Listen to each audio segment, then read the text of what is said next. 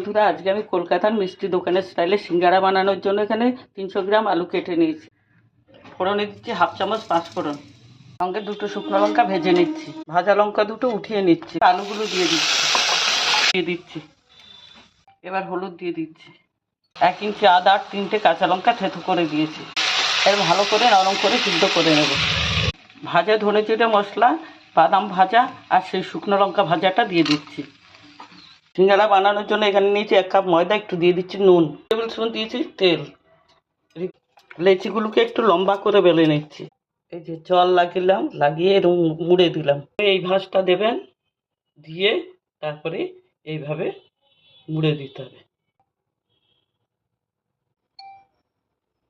লো ফ্লেমে সিঙ্গারাগুলোকে ভেজে নিচ্ছি।